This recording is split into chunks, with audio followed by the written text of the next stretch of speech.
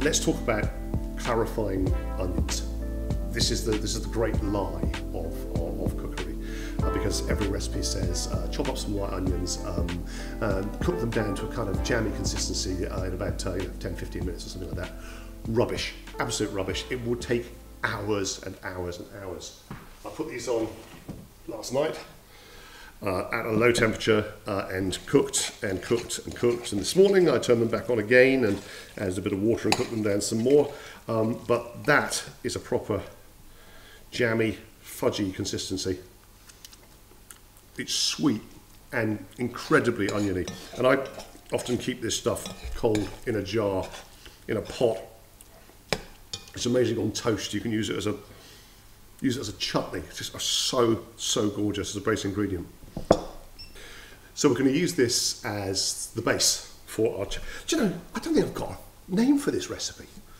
I call it sort of chicken on bread, or on panade, I suppose is the technical term, because it's kind of it's a wet bread base. It's almost like a savoury bread pudding. Anyway, we're going to need that, and we need a container. So this is a beauty. It's cast iron, and it basically takes a full-size chicken, but also everything else you might possibly need.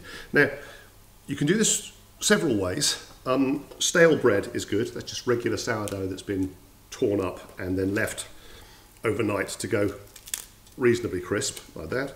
That works well.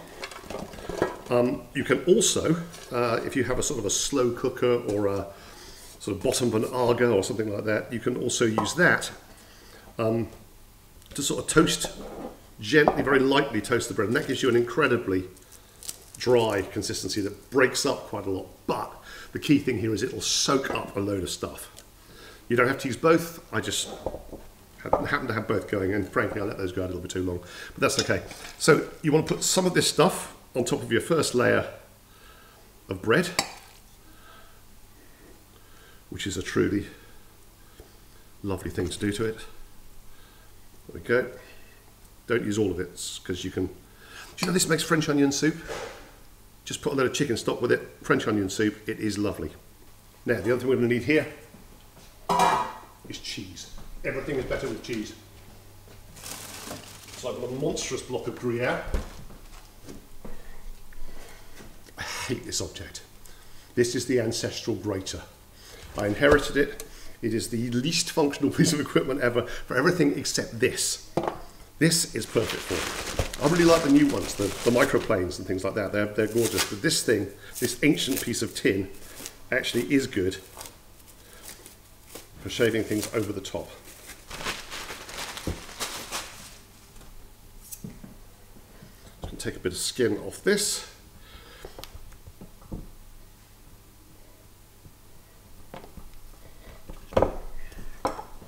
I'm just going to grate a layer of Gruyere. This is one of those things I really should have done in advance, isn't it? I should have prepped this. Okay. Okay, so another layer of the bread tucked over the top of that.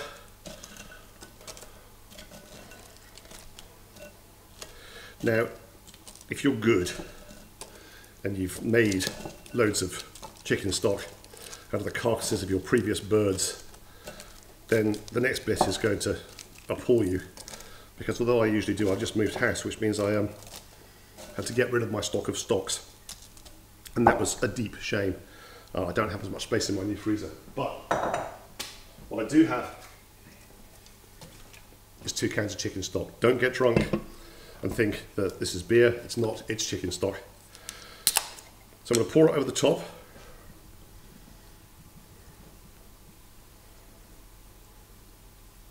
And really let it soak in. And this stuff is going to absorb a load of chicken stock and really break down and get soft. And you can see it actually changing shape, particularly the stuff that I've cooked so it's gone a little bit brown. See it changing shape as it sucks the stock up. There we go. And I want to see the stock starting to appear up through the bread and cheese and onion layers underneath. There we go. So it's basically taken, I mean, everybody's tins are different, everybody's kitchen's different. That's just have a look at it. That's half a litre, that's a litre of stock, 2 tins. And it's taken that size pot and it's absorbed it nicely. I'm going to let it absorb a little bit more. Soak on through, you lovely thing. While that's continuing to soak, let's have a quick look at the chicken. String off. Somebody's put a herb up its bottom, that's fine. I've got no giblets in this one. Work the legs a bit to make it easier to carve afterwards.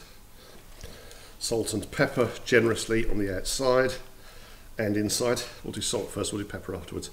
And I'm going to pop that right on top. I know, it looks absurd, but honestly, this will make loads of sense in a minute. Now, it's usually a good idea to chuck some oil over the surface as well to expedite the browning process. There we go. I think I'll chuck a bit of rosemary back up it as well, that's not a bad idea. And then pepper.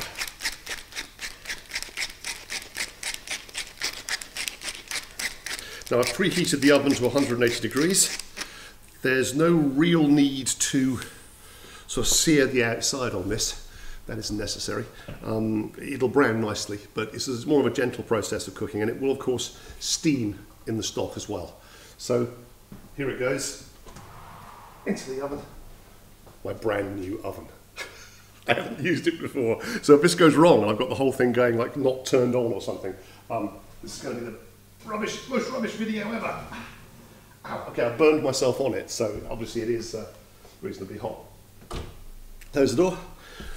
The chicken usually takes about 45 minutes to an hour, one of those, so we'll keep our eyes on that and see how it goes. We'll be back to it in a bit. Here it comes. Now, the chicken should be perfect. Put a thermometer in that. So that's giving me 85 at the thick part of the thigh, so that should be perfect. But what I'm going to do with this is grab myself a tray. If you know anybody who's got clean oven trays, they're a weirdo. And this is truly weird, the way to move a chicken without burning yourself. Inside, nope, hold tight.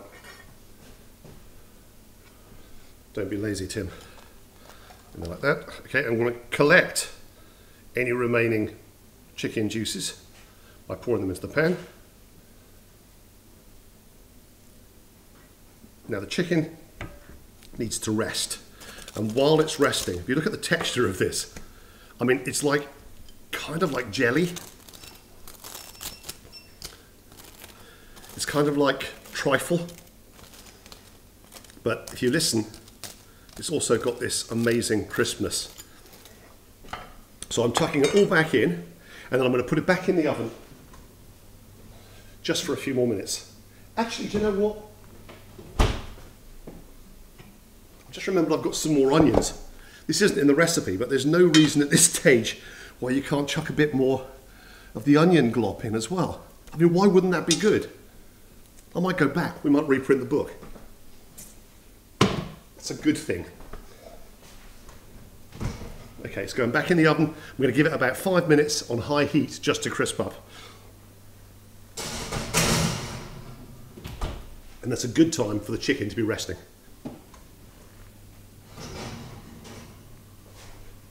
So that's the base. It's come back out and still got the fudgy texture, but also plenty of crisp on the top. He said, poofing the oven door closed brilliantly with his leg. You put the chicken back on to serve, like this, beautifully. And obviously, as always happens, some smart ass will whinge, oh God, there's not enough green in the shot, so we have to have some green in the shot. So this is something you do with game birds, which I've always rather loved. Just take a load of watercress and sort of shove it up it like that, which I think you'll have to admit makes for a lovely display. Yes, that can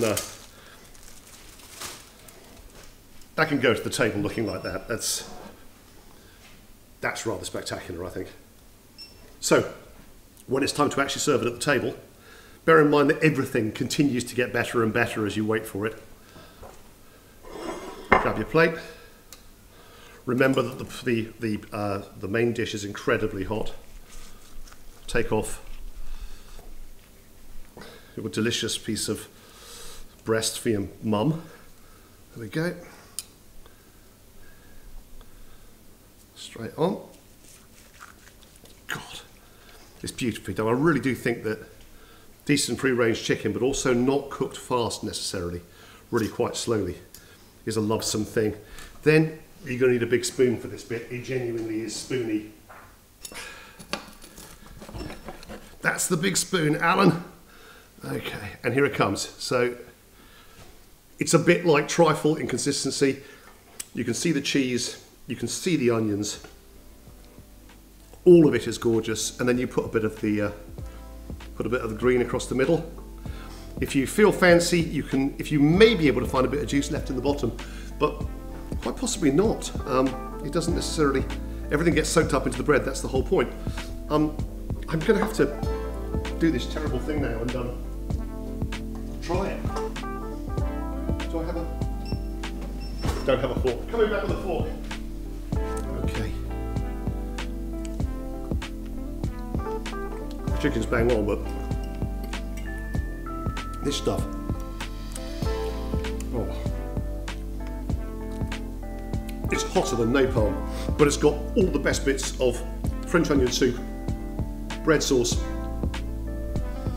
even that kind of lovely roast chicken from Zuni kind of flavour to it, but just so robust and filling, warm. God, I might even eat a bit of green stuff. Yeah, that's lovely.